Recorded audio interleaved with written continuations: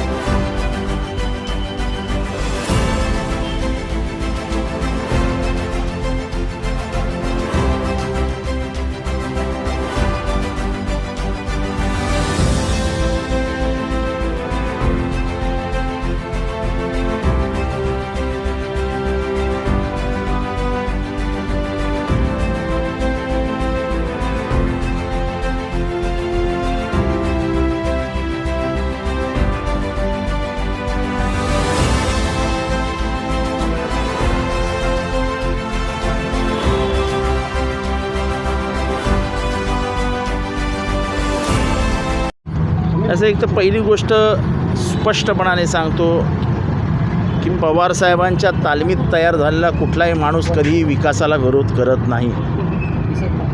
किंबहुना नवी मुंबईची निर्मिती आणि त्यात सहभागी झालेले शरद पवार हे उभ्या नव्या मुंबईला माहिती आहेत. नवी मुंबई का नावारूपाला आलं तर it is a planned city. Planned सिटीमध्ये काय असतं तर रस्ते मोठे असतात. आता हा रस्ता जवळजवळ या साईडला 30 मीटर, त्या साईडला 30 मीटर आहे. 90 मीटरचा रस्ता, टोटल 90चा रोड आहे. हा जातो पाम बीचला. आता ह्याच्या आजूबाजूची झाडं आहेत. ही प्लॅन्ड सिटी म्हटल्यावरती त्या काळात प्लॅन्ट करण्यात आली. आता जर तुम्ही आत्ता उभे राहिला तिथे आणि तुम्ही सिग्नलवरचा ट्रॅफिक बघितला तर एकदा गाडी सुटली ग्रीन झाल्यावरती तर अख्खा सिग्नल साफ होईस्तोवर एकही गाडी नसते. मागणे येते गाडी रेडला थांबते. पण तिथे म्हणजे सिग्नल चुकला असं कधी कुठेही झालेलं नाही. या रस्त्यावर ट्रॅफिक आहे का तर नाही आहे. ट्रॅफिक कुठे आहे तर इथं सरळ गेलं की 17 प्लाझा लागतं. 17 प्लाझा हा ते जे काय ते तिथे गाड्यांचं पार्किंग अधिक आहे म्हणून तिथे ट्रॅफिक होतं.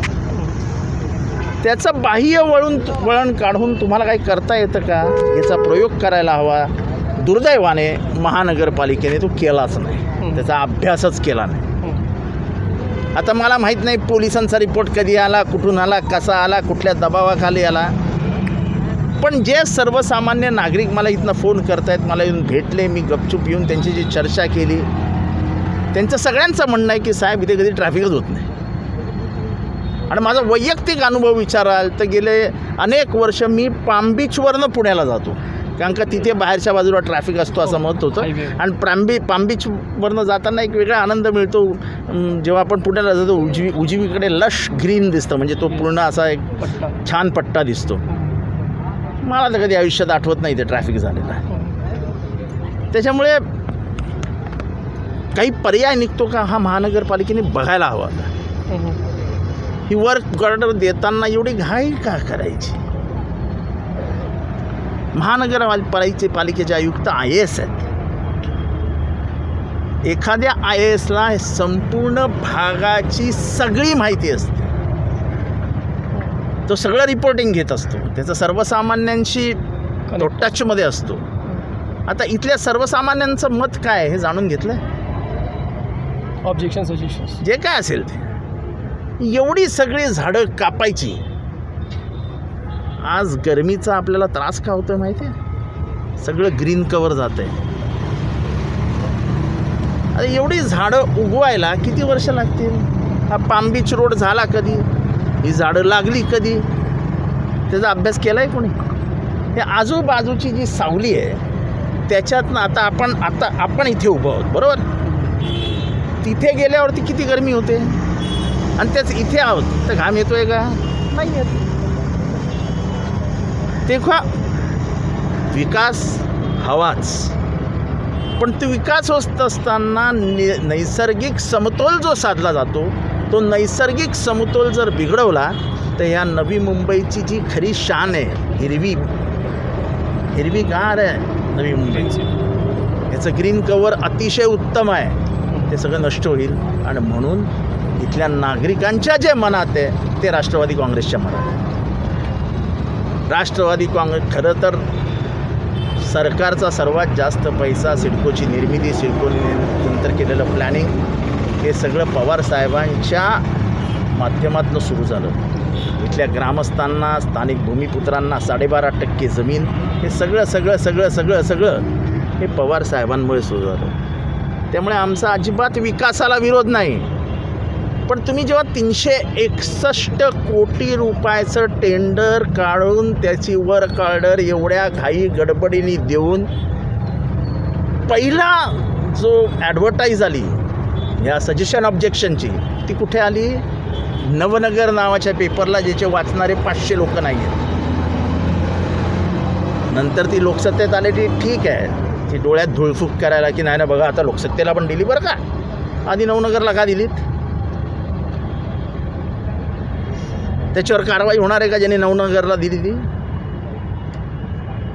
हे सगळी चाल जी काय चालली जाते त्याच्यातनं लोकांना अजून संशय येतो. आणि तो संशय कोणावर येतो? तर आता महासभा नाही आहे, नियुक्त झालेले लोकप्रतिनिधी नाही आहेत, त्याच्यामुळे सगळं काम हे महानगरपालिकेचे आयुक्त, प्रशासक म्हणून जेव्हा काम करतात त्यांना अत्यंत सांभाळून परत लोकशाहीच्या माध्यमातून महासभा स्थापन होत नाही तोपर्यंत थांबायला पाहिजे होतं. घाई काय एवढी घाई कशाला? की नाही देऊन टाका कशाला? इलेक्शन लागेल ना आता. सर, पालकमंत्र्यांनी हस्तक्षेप करण्याची गरज नाही. मला कोणीही हस्तक्षेप करू नका. आम्ही याला विरोध करणार आणि टोकाचा विरोध करणार, हे आम्ही ठरवलेलं आहे. आणि हे नक्की नवी मुंबईतले तमाम सुशिक्षित नागरिक, असं आहे की नवी मुंबईचं एक जी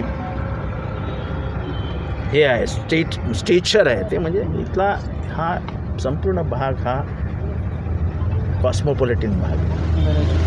इथल्या ते सगळ्या जाती, सगळ्या लिंग्विस्टिक मायनॉरिटी, रिलिजियस मायनॉरिटी, सीख, जैन, ख्रिश्चन, दक्षिण भारतीय, सगळ्या जाती जमाती. आणि ह्या रोडला तर सगळ्या जाती जमाती.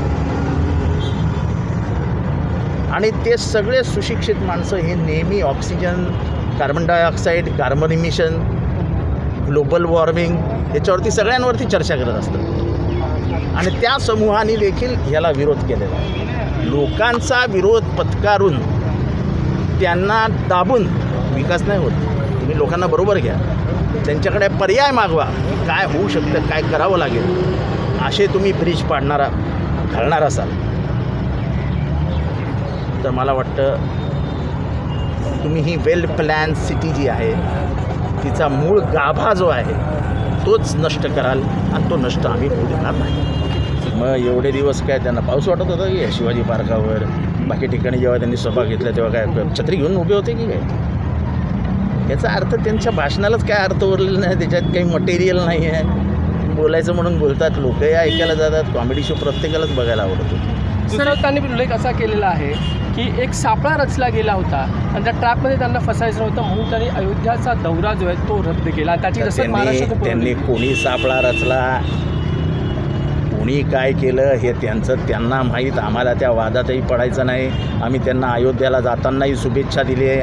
त्यांनी नंतर अयोध्या दौरा रद्द करतानाही सांगितलं माझी तब्येत बरोबर नाही. तेव्हाही म्हटलं देवाला की देवा अरे बाबा त्यांची तब्येत व्यवस्थित करू दे, एकदा त्यांना रामाचं दर्शन घेऊनच येऊ देत. तुम्ही अयोध्येला जा, नका जाऊ, तुम्ही कुठे जाताय, काय करताय याच्याशी आम्हाला काही घेणं नाही. शरद पवारांना अफजल खान हे सुफी संत वाटत आहेत का असं ते माझे म्हणतात तेव्हा असं आहे अफजल खान, औरंगजेब, ओंगा ह्याच्यापेक्षा महत्त्वाचं आहे इथली वाढलेली किंमत डिझेलची, पेट्रोलची, गॅसची, बेकार झालेली आपली तरुण पोरं, रोजगार मिळत नाहीत तरुण पोरं, त्याच्यावरती बोलूया. 300 वर्ष 350 वर्ष जुना इतिहास पोखरून निष्कारण आगी लावण्याचं काम करू नका. तुमच्या भोंग्याचं राजकारण झालं. मला अतिशय अभिमान आहे की महाराष्ट्र धर्म जागा झाला आणि त्यांनी हे ओळखलं की हे फक्त दंगली घडवण्यासाठी करतायत. 3 तारखेला काहीही झालं नाही, पण तुमच्या त्या एका कृत्यामुळे महाराष्ट्रातल्या हिंदू धर्माच्या तमाम काकड आरत्या बंद झाल्या. रात्रीची होणाऱ्या कीर्तनं, प्रवचनं बंद झाली. म्हणजे तुम्ही मारायला गेले कोण आणि मेले कोण याचा जरा विचार करा. पण मला अभिमान वाटतो या महाराष्ट्राच्या मातीचा की या मातीमध्ये जो धर्म आहे तो जागा झाला आणि तो यांच्या जाळात फसला. सर एक शेवटचा प्रश्न, किस तरह से देख रहे हैं? मैं सबसे पहले तो नई मुंबई की तमाम जनता की तरफ से मैं हमारे मंत्री महोदय डॉक्टर जितेंद्र यावर साहब का मैं धन्यवाद करता हूं कि कल 2-3 दिन से ये विषय के ऊपर चर्चा चल रही थी. ऑलरेडी मैंने 5 मई को पहला लेटर दिया था और सेकंड लेटर 7 को दिया था. मेरा उद्देश्य एक ही था कि यहाँ पर जो प्रोजेक्ट न्यू बॉम्बे में कितने भी प्रोजेक्ट आएंगे हमारा हर प्रोजेक्ट को स्वागत है, क्योंकि ये शहर डेवलपिंग शहर है और जैसे जैसे अपग्रेड होता है कोई शहर सिटी तो हर जगह पे कोई नई चीज़ें आनी बहुत ज़रूरी है. और ये नवी मुंबई शहर ये आज तक का सबसे पहले इतिहास रहा है. और ये जो बोलते हैं ना प्रोजेक्ट जिसके लिए पूरे देश में जिसका नाम होना चाहिए ऐसे प्रोजेक्ट नवी मुंबई इसके लिए माहिर है. लेकिन ये जो आप देख रहे हो city bank sector 17 Mahatma Phule से लेकर कोपरी तक का जो रास्ता जाता है पाम बीच रोड, वो रोड पर अभी एक भी सिग्नल ऐसा नहीं है कि जो सिग्नल वापस रिपीट होती है गाड़ियाँ. मतलब अगर एक बार रेड सिग्नल लगता है तो ग्रीन होने के बाद में यहाँ पर वापस रेड होने तक कोई भी गाड़ियाँ नहीं रुकती है. मुझे लगता है महात्मा फुले भवन से लेकर कोपरी सिग्नल तक 6 सिग्नल आते हैं, वहाँ तक के हर सिग्नल थ्रू हो जाता है. तो इसका मतलब है कि अगर यहाँ पर अच्छा ये तो पहली बात है, ये इनका कहना है कि ट्रैफिक जाम के मुद्दे नज़र रखते हुए हमको ये चीज़ें करनी है. लेकिन जब ट्रैफिक ही नहीं होता है तो प्रोजेक्ट बनाना ही क्यों है. और उसके अलावा सबसे बड़ी बात है आज ग्लोबल वार्मिंग है, हमारा देश ही नहीं पूरे विश्व में आज सबसे बड़ी जो समस्या है ये पर्यावरण से संबंधित है, क्योंकि आज ग्रीनरी ख़त्म होती जा रही है, ओजोन कौन ख़त्म होता जा रहा है. यहाँ पर लोगों को जो तकलीफ़ें हैं आज आप देख सकते हो कि मुंबई जैसे शहर के अंदर 45, 48, 49 रीच हो रहा है. मतलब ग्लोबल वार्मिंग के लिए जो आज हम यहाँ पे माजी वसुंधरा के माध्यम से प्रशासन अच्छी तरीके से काम करता है, लेकिन हम एक झाड़ लगा रहे हैं और 400 झाड़ तोड़ने की बात कर रहे हैं. जो सबसे बड़ा ये विषय इसमें है, यहाँ पर नियर अबाउट 390 पेड़ हैं, जिसमें से 384 पेड़ स्थलांतरित किए जाएंगे ऐसा उन्होंने लिखा है और 6 पेड़ तोड़े जाएंगे. लेकिन मैं भी महानगर पालिका में वृक्ष प्राधिकरण कमेटी पे सदस्य रह चुका हूँ. मेरा दावा है प्रशासन को कि आज तक 20 साल में स्थलांतरित किए हुए पेड़ों का इनके पास लेखा जोखा है क्या. अभी वर्क ऑर्डर भी निकल गया है, आप लोग क्या अभी आगे मुहिम? वर्क ऑर्डर निकलने के पहले तो इन्होंने सजेशन ऑब्जेक्शन लेना बहुत जरूरी था. और सबसे बड़ा जो इन्होंने गफलत की है, ये वर्क ऑर्डर इनको यहीं पर रद्द करनी चाहिए. उसका मूल कारण है कि जो नोटिसें पेड़ पे लगाई गई थी वो नोटिस के ऊपर लगाने की डेट, सजेशन ऑब्जेक्शन की डेट, सबमिशन की डेट, कोई भी डेट नहीं थी. इसका मतलब ये प्रोसेस ही ब्लफ है, ये मेरा दावा है. अगर जो ट्री अथॉरिटी का जो माध्यम से लगाए हुए पेड़ों का ये अगर यही ब्लफ है तो work order null and void हो जाती है. क्योंकि अगर इसके बाद में भी हम सजेशन ऑब्जेक्शन देते हैं तो मेरा कहना है कि इनको ये पहले ग्रीनरी का सोचना चाहिए कि हमको यहाँ पे अत्यावश्यक है क्या. आज जो बाजू में नाला है, अगर वो नाला पूरा कॉन्क्रीट जिस प्रकार से मैंने शिवाजी चौक से लेकर सेंट लॉरेंस तक का नाला बंदिश किया था, उसी प्रकार से अगर हेवी ड्यूटी ये नाला यहाँ से लेकर कोपरी तक बंद कर देते हैं और एक लेन उधर से ट्रैफिक या गाड़ियों के जो लेफ्ट टर्न होने वाली गाड़ियाँ हैं तो ऑटोमेटिक हर सिग्नल से वो अपने लेन में चली जाएगी. तो ऐसे ही ट्रैफिक जाम कम हो जाएगा. अब आप लोगों का क्या प्लान है, आगे किस तरह से अपोज करेंगे? हमारा अपोज तो अभी चल ही रहा है. हम जो डेमोक्रेसी के माध्यम से जो चीज़ें हैं हम अभी जैसे हमने विरोध किया तो प्रशासन तो बहुत होशियार लोग हैं वहाँ पर बैठे हुए, तो हमने विरोध करने के बाद फिर 20 जून कैसे हो चुकी. अभी आगे सजेशन ऑब्जेक्शन की तारीख 20 जून हो चुकी है, जो कि इन्होंने फाइल क्लोज कर दी थी करने के इरादे से. पूरी प्रक्रिया इतनी फास्ट हो रही थी. लेकिन आज आपको मालूम है हमारा प्रोटेस्ट होने के बाद में आज 20 जून हो गई. मतलब यही हमारी पहली जीत है कि प्रशासन को अपनी गलती माननी हो. अगर डेट एक्सटेंड कर सकते हैं तो इसका मतलब उनकी गलती थी, ये मान्य है. और मैंने मंत्री महोदय को यही बताया है कि अगर इनकी गलती एक्सटेंड किया है तो मतलब प्रोसेस रद्द होनी चाहिए बस. इसमें एक पॉलिटिकल एंगल भी आ रहा है। एकनाथ शिंदे साहब यूडी मिनिस्टर हैं, उनके अंडर में प्रशासन यहाँ चल रहा है, और आपके जितेंद्र आव्हाड साहब भी महाविकास आघाड़ी में, ये क्लैश की बात भी हो रही है। नहीं, इसमें देखिए, पहली बात तो मैं आपको बताना चाहता हूँ कि एकनाथ शिंदे साहब जो हमारे मंत्री महोदय, हमारे महाविकास आघाड़ी के मंत्री हैं, वो राज्य के मंत्री हैं, राज्य के यूडी है, सिर्फ न्यू बॉम्बे के नहीं हैं। तो उनके हिसाब से पूरे राज्य में उनका काम बहुत अच्छे के तरीके से चल रहा है। ये काम एकनाथ शिंदे साहब का कैसे है, मुझे पहले बताइए। हमारा काम है कि प्रशासक जो है उसका काम है। अभी पेड़ टूटने चाहिए, नहीं टूटने चाहिए, ये क्या मंत्री महोदय नहीं बताएंगे?